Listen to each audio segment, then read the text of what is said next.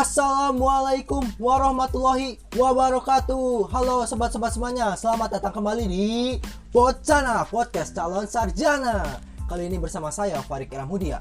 Pada episode ini saya akan membahas mengenai keseimbangan ekonomi 3 sektor yang akan saya bahas khusus untuk para pendengar tercinta Pocana secara mendalam begitu. Seperti perasaan cinta Pocana kepada para pendengar sekalian tentunya. Gak sabar kan? Yuk langsung aja. Skuy!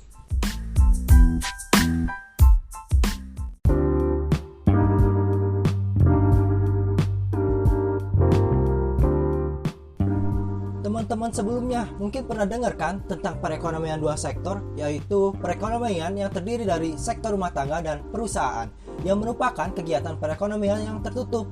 Lalu apa sih sistem ekonomi 3 sektor itu? Sistem perekonomian 3 sektor merupakan perekonomian yang terdiri dari sektor rumah tangga, perusahaan, dan pemerintah. Wah, kok jadi ada pemerintahnya, sob?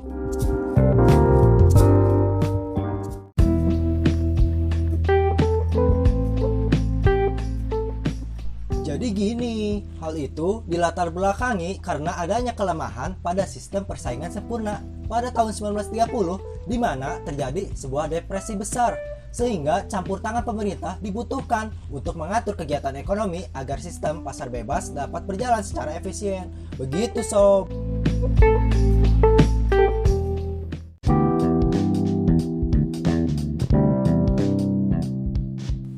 Nah, adapun peran pemerintah dalam perekonomian adalah penyedia barang publik, di mana penyediaan tersebut memerlukan sebuah pembiayaan.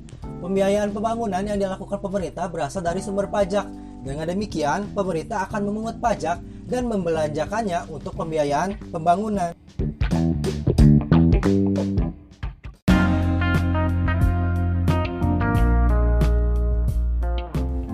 Selain itu, campur tangan pemerintah dalam perekonomian ini akan menimbulkan 3 jenis aliran baru dalam sirkulasi aliran pendapatan. Nah, 3 jenis aliran yang baru tersebut diantaranya yaitu yang pertama, pembayaran pajak oleh rumah tangga dan perusahaan kepada pemerintah. Yang kedua, pengeluaran dari sektor pemerintah ke sektor perusahaan. Yang ketiga, aliran pendapatan dari sektor pemerintah ke sektor rumah tangga.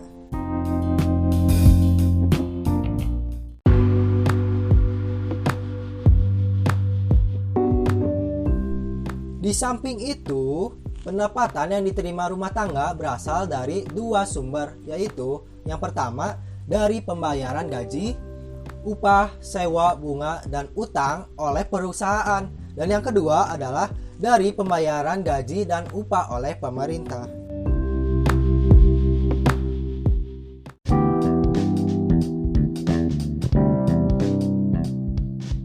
Selain memungut pajak, pemerintah juga melakukan pemberian transfer kepada masyarakat, sehingga persamaan pendapatan disposable dinyatakan menjadi YD atau pendapatan disposable sama dengan Y dikurangi TX ditambah TR.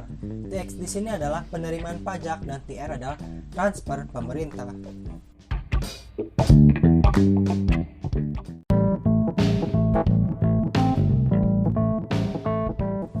Berikutnya ada multiplier atau angka pengganda pada perekonomian 3 sektor.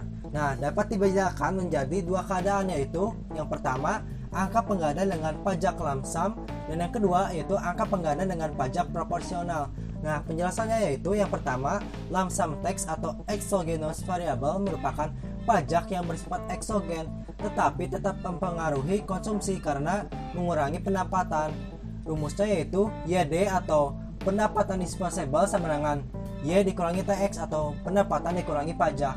Nah, yang kedua, proportional tax atau endogenous variable, yaitu merupakan pajak yang besarnya tergantung pada tinggi rendahnya pendapatan dengan rumusnya TX sama dengan TY. Begitu teman-teman.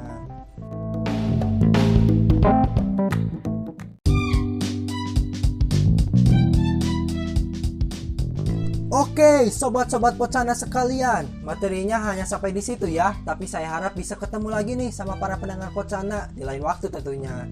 Masih dengan materi seputar ekonomi yang tentunya akan menambah ilmu dan pengetahuan sobat semuanya, begitu kan? Nah, sampai jumpa kembali di Pocana, podcast calon sarjana. Sah!